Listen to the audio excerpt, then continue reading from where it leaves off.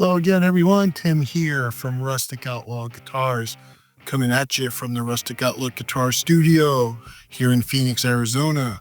Working on a guitar for Kimby Daniels that's actually Kimby McDaniels.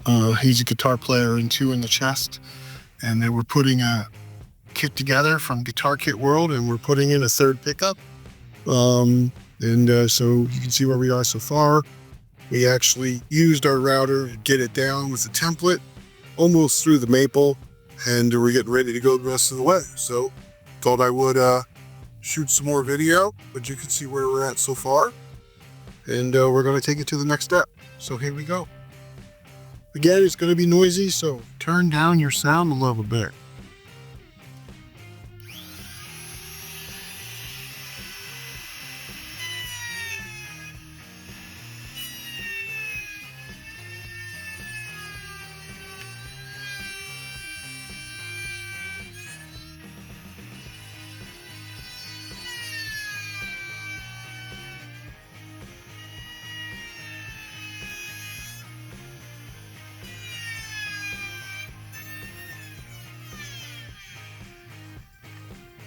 All right, well, you can see we went down pretty far. I just wanted to stop it right there.